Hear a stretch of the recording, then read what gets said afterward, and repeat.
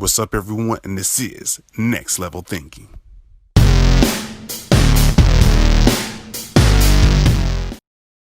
What's up, everyone? It's another episode of Next Level Thinking, where we always bring you inspirational guests to help you bring it to the next level. It's your host, Chris Holmes, and always, but today we have a lovely guest by the name of Kieara Pittman. Awesome. So tell the audience a little bit about yourself so they can have a feel of your story. Okay, well, hey, y'all. My name is Kieara. I'm the host and creator of the podcast For Realness Sake.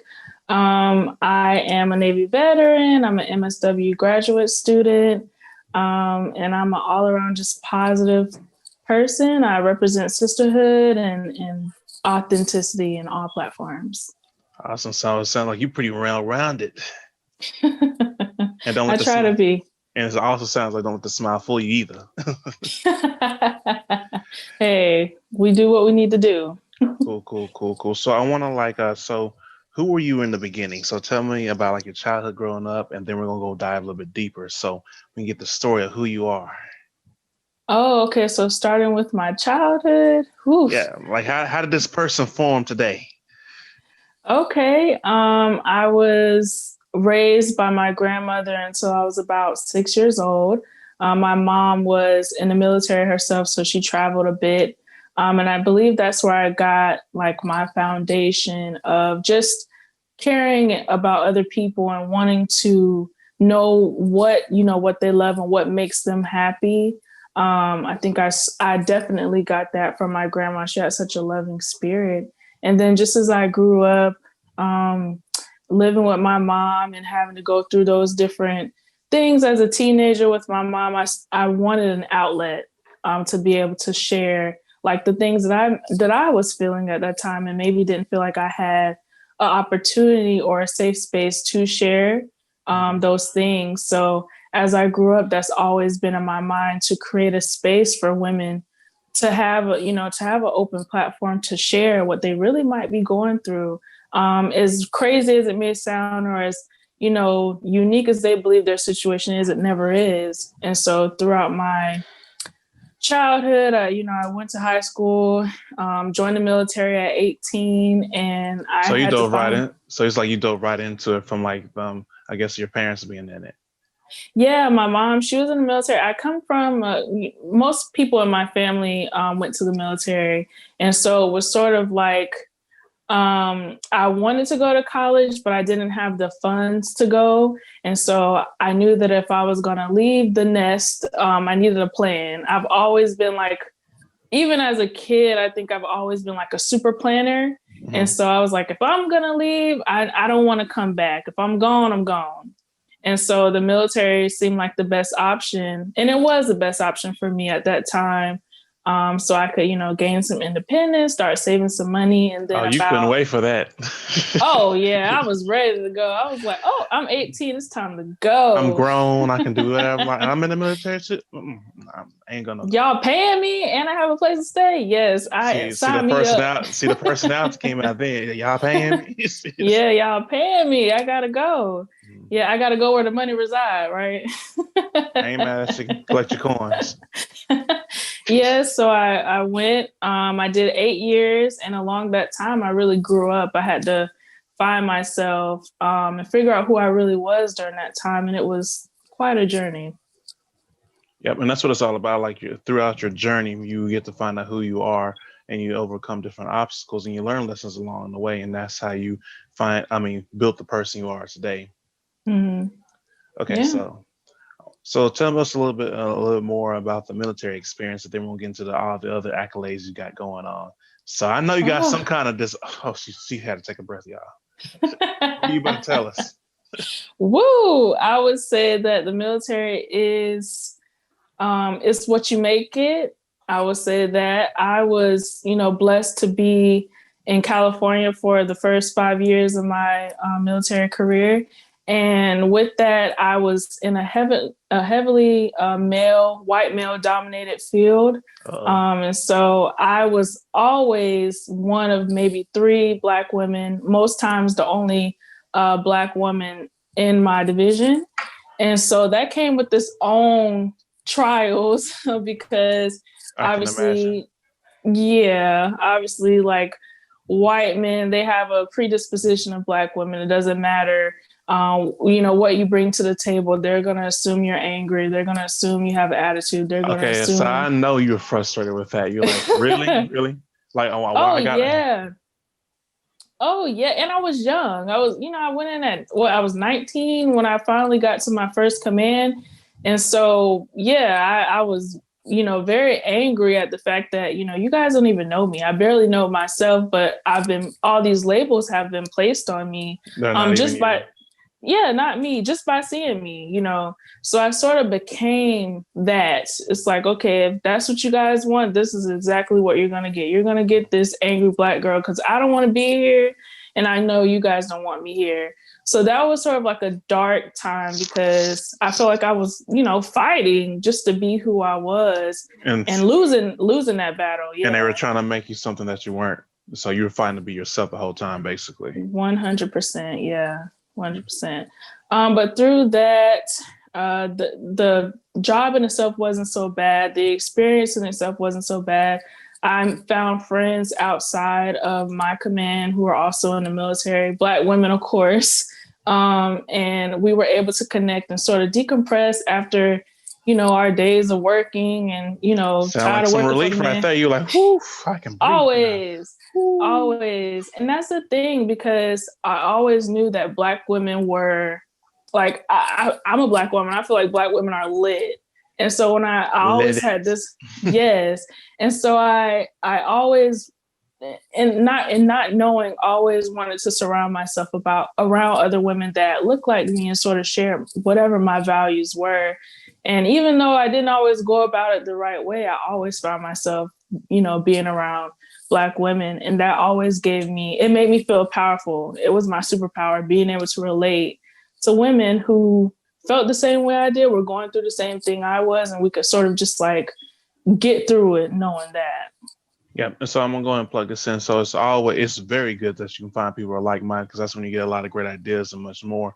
And Yeah. because instead of feeling like an outsider of the previous like environment, you were like really like I'm getting all the stereotypes and things getting thrown at me, and they're trying to Mhm. tell me who I am or try to change who I am so I can know you were fighting against that versus what you're doing now. So I know that's a Yeah. completely different 360. Oh yeah, 100%. When I left that command, that job there in San Diego, I was relieved, happy. I was like a balloon. I was floating on air at that point. Right. And did not look back whatsoever. And then after that, I was able to go to Jacksonville for my next command in the military. And I was there for 3 years. And that command was totally different. I was surrounded by Black women. I had went special programs so that I could become an addiction counselor in the military. And so I was surrounded by tons of empathetic people in general, and people who were just, overall understanding of other people's needs and what other people may be going through. So I think that's sort of where I came into the mind of, oh, I want to do this. I don't really want to be in the military anymore, but I definitely love the counselor, therapy, social work, human service aspect of what I was doing at that time. Yep. And it's funny how it goes because you have to leave from a situation to appreciate where you're going. Because I Exactly. guarantee you, if you didn't go through the environment you was previously, you wouldn't be so appreciative of where you're going now. Right. So, okay. So let's go into all the avenues that you got going on. So I can tell you, matter of fact, you take the lead because you obvious like pretty much put out there that you are supporting the sisters. Yeah, together. Yes. Yes, look, she started shaking her. She was like, yeah. 100%. That is my church. I think that sisterhood is something that I embrace. I feel like I had a hand in creating it, especially here in where I live in Tampa. And it's pretty much what I pride my podcast on. It's what I pride my brand For Realness Sake on. And it is that womanhood and togetherness that I feel sisterhood creates. Yep. And I'm gonna go ahead and throw you another alley. This is like God's turn. So I'm gonna throw you alley oop on this one. Okay. So we couldn't make it. almost anywhere without the women. So the women are a big support. Facts. And see, look, she's that's like facts. Facts. So I'm Black gonna go ahead. women. Yes. Like even in the movie Black Panther, like what was most of the military army behind them? Women.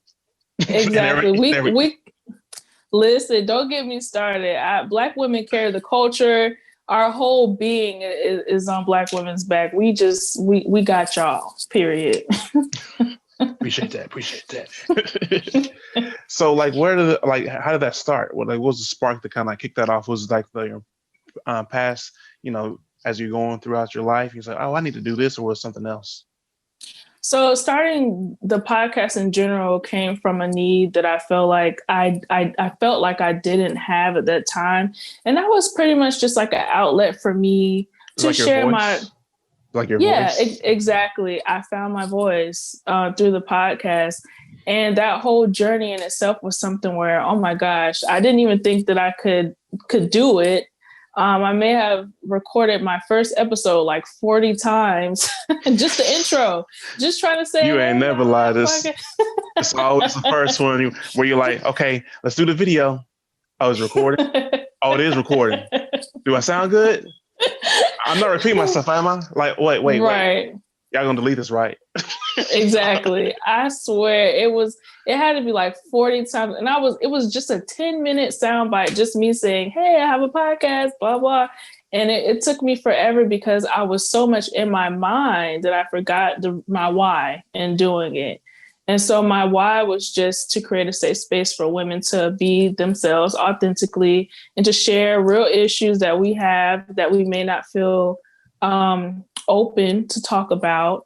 And that goes with relationships, that goes with mental health and personal feelings.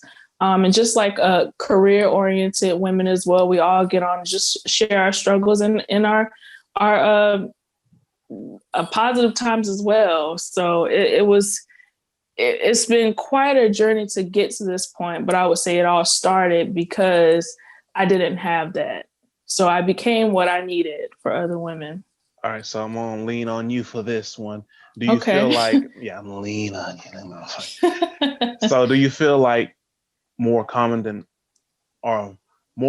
than people realize women are looking for a space to voice their opinions without being attacked from the social aspect of things?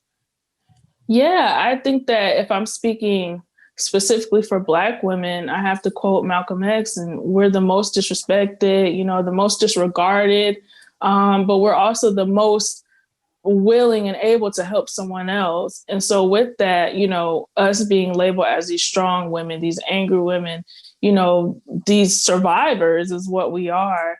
We don't always have to be that. That's not us. I can be strong and I can survive, and I can also be compassionate and caring and sensitive, and happy. And so I think that me creating this space for women to be those things opens up that conversation to say, hey, we're not just that, we are also these things as well. And it is difficult if people who have those preconceived notions of who Black women are to see us in that side. They might not know how to take it, but we're here and we're thriving and we're happy. Exactly. Y'all can smile too. Go ahead. So you want to look at that smile. Yes, I love to smile. I love to be happy. And I love positivity and growth. So yeah, because it makes you feel good. It makes you want to walk around, do some great things. And nobody want to walk around all mad all the time. I remember one of my family members was talking about to another one, like, what's wrong with you? Like, do you really just wake up mad? Like, you need to go back in bed, do that over again. Like, what's wrong with you? Get out of here with that. Right. I'll put myself in the spotlight. I'll never will forget. I came into the house with a bad mood, and she looked. It was just a sister family. Looked me dead in my face and said, "I don't know what you came in with, but you need to take it back out." I was okay. It's like, all right, let me take this trash back outside. Right. Cool. So of course, you have your podcast platform, which is excellent. Go ahead and do your thing. You want to smile. Thank you. Always. It's a blessing.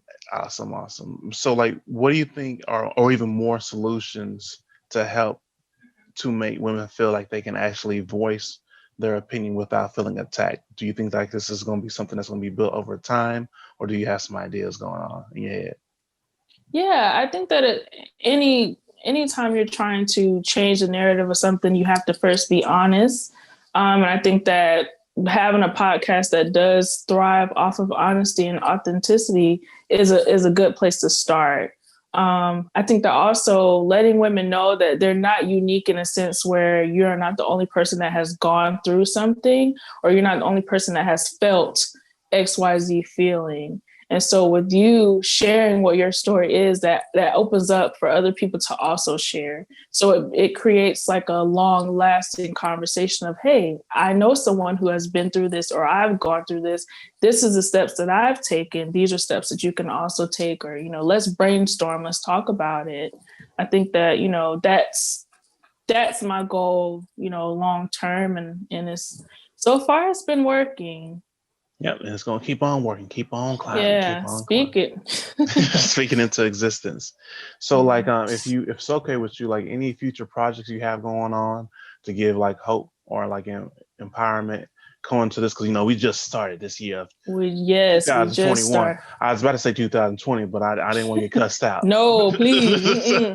We're trying to move past that. Leave that behind. Future projects, I think that right now, anything that I have going on is virtual because of COVID. Last year, I celebrated the first year of my podcast by holding a sisterhood event. Thank you. You're welcome. And I wanted to do something like that again, but just with COVID not seeming to let up, I'm not sure what that looks like. But I always like to start the year off with like motivational sort of interviews to get people going for the year. And last year I did like an empowerment series, and I was thinking of continuing with that, just like a women empowerment by having other women come on the show and sort of like talk about what motivates them, what empowers them, and how they're inspiring other women to do just the same. Awesome. Glad to hear that.